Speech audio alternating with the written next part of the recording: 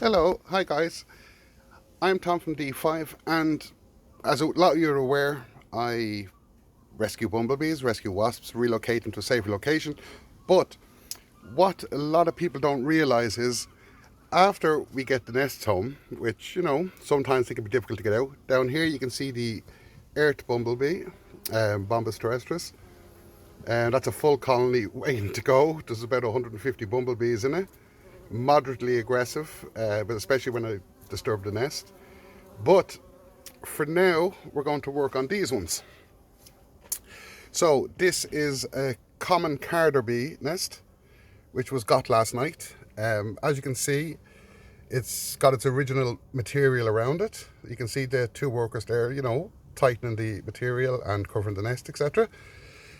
This bag was left open since yesterday, so the bees have been working in and out of it, but it's time now to install the nest with all the rest of the nests. What I do is I remove all the old bedding. Reason being is, and especially in this case here, this nest does have an infestation of waxworms. Now, waxworms are a very serious pest of bumblebees. They're responsible for almost 80% loss of urban bumblebees. So you think any bumblebee's nest that starts in the city, 80% of them are gone.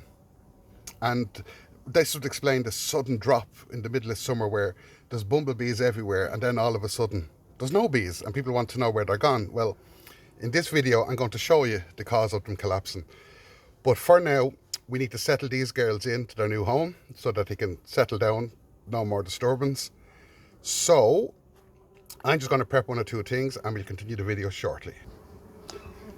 Right, so at the moment I have moved the nest out of the way of where I was sitting. I was just sitting here to the right. I've put fresh bedding in. This is where the nest is going to be. I'm just struggling to get my glove back on. As you can see, the bees they're slightly disturbed at the minute, but what I'm doing is for their own good, as I'm going to remove all of the wax moths. Right, so I'm just going to set this down somewhere and then we'll get to work transferring these guys from here to their new place here, this is where they'll stay till September, October this year and live out their life. Okay, I hope you can all see. This is the best I can do at the moment. Just getting the gloves back on, we get ready. So, I'll show you what I can as I'm doing it. I'll just move this out of the way and I'll bring the bees back into play, hopefully. So let me see. So as you can see, there's the bedding material, the nest. So what I need to do here now is very gently, if the queen wants to leave the nest, she'll leave the nest, she'll run, we let her run, there's no problem, because we want to keep the disturbance to a minimum with the queen. So firstly, we take the nest out. So now I'm holding the nest at the moment, but I'm going to keep it over the bag because I don't want these waxworms to escape. So very slowly, we're going to start removing all this bedding off to expose the nest. Sorry, I don't know if you can see or not. I'll make sure you can see. Now, actually there's quite a lot of damage in here already from the waxworms. But there is signs, like the bees are trying to recover. As you can see, young larvae, young pockets with larvae in it. But you can see that there's been damage here. Cells are being destroyed, being damaged, being eaten. Okay, so what we'll do now is we will take this out of here as best we can in one piece. Here we go. Sometimes it's easier said than done. And then what we'll do is, we don't want any of the old comb. So we will just take the new comb, the fresh comb I should say, or the ones with the young bees in it. Now that was quite tight with the silk from the wax moths. So there's the first little bit of bumblebee's nest. This little bee trapped under there. Now, okay, there's that. And then we'll continue on. As you can see, this nest was only got yesterday.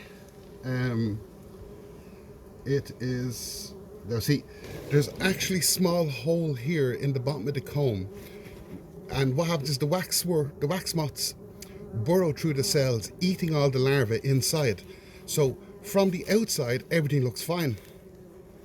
Everything looks fine. But the thing is, we need to check now to make sure there's no holes going into this.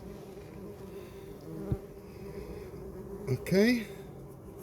So, they seem to be good. We'll add them in there. We'll set all this up shortly. It's a bit hard with the gloves. Now, I'll just keep working away here, guys. And I'll show you what we're trying to protect the bees from. Oh, now see. Look at that there. Look, here we go. Yeah. Plenty of damage there. A lot of this nest may not be savable, but it's okay. Now, here we go. This will show you exactly what I mean. I'm going to have to remove a glove and risk getting stung. Right. As you can see, there's cells that have not emerged yet, okay? Now, I've seen this, so if I go in here, I'm just going to break in here. Watch, and as I break in, you will see what's in there. If you can see the tail end there of the wax moth, and here we go. There's what's destroying your bumblebees. This thing here, okay? And this is why I'm pulling the nest apart at the moment and only giving the bees back what they need. These are the greater wax moth, which is the larger of the two species that attack them. Very destructive. Shut a nest down in 3 to 4 weeks. Could be one of the strongest nests going. 3-4 weeks later, you've no nest. Anyway, I'm going to continue with this. I'm going to put this on pause for a second and I'll get back to you shortly, okay?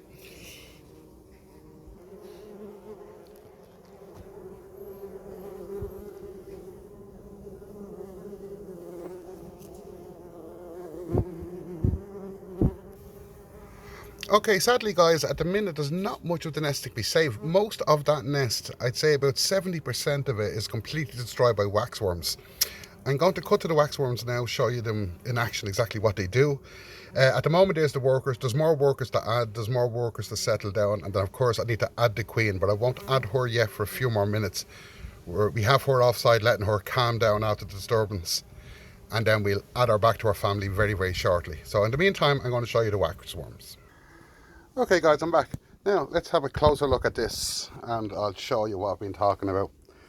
As you can see, most of the nest can't be used. They would have been young queens, but you can see the hole here at the side. You can see the damaged larva on the inside. You can see it's actually quite hollow. There should be no space in there. It should be quite solid. So I'd say if we were to pull this apart, but I can't because I'm holding the camera. If we were to pull it apart, we'd probably find a waxworm inside somewhere, you know, but we'll definitely find some here in the bedding, okay? So this is where the nest was. This is where the nest was. This is where it was covered. Let's see what's in here. Let's see. Here we go. What's here? Let's see. What's here now? It's quite hard with just one thing, but we'll just get you this here now. Now, there's actually cocoons being spun by the waxworm. So inside them is a worm waiting to emerge. Well, it's going to pupate over winter and come out next year, but they are inside there, I assure you. Let's say we keep searching. There is the odd little 1 or 2 bees in here, but we're not so worried about them. This is what we're looking for down here, see? This is what we're looking for, in there. Where'd they go? Get the bee out of the way. There you go, down here, see? Now.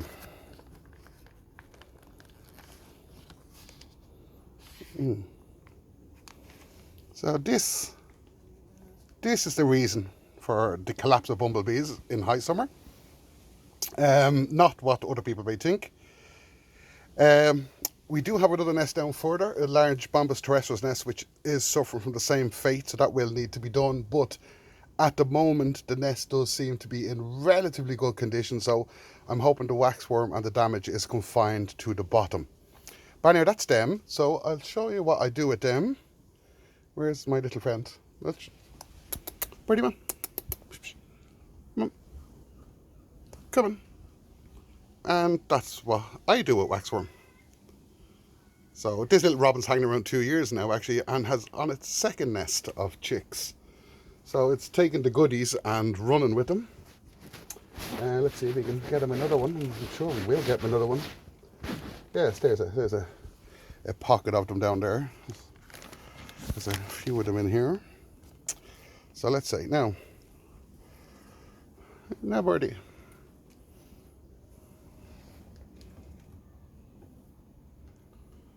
So, you know, they're not going to waste. They're not going to waste. And for the, excuse a second, little birdie. Goodbye.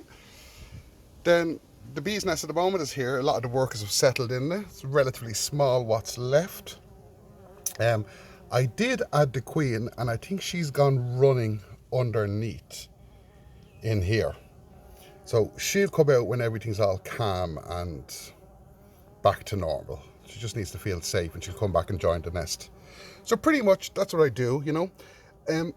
As I said, you know, sometimes you get a nest that has nothing, very rarely, you know, but I do have to do this with almost every nest I bring back from Dublin or above ground. As I said, there's a large terrestrial nest waiting. I'm going to do that now. I won't be able to film this one because this has over 150 bees, and there's no way I'll be able to hold the camera and do this, but we'll work on it to get better videos for later on. Anyhow, listen, thanks for joining me. This is my first video, so hopefully you learned something from it. Hopefully I helped in some way. We'll give you an update on these guys in about 2 weeks' time. Just let them settle. The queen will start laying. We'll have a brand new nest in about 2.5 weeks. That'll look totally different to this, you know. Anyhow, that's what we do once we get a nest and bring it back. The work really only starts when it comes from your garden to ours. So anyhow, once again, thanks for joining us, and I'll see you in the next video. Cheers.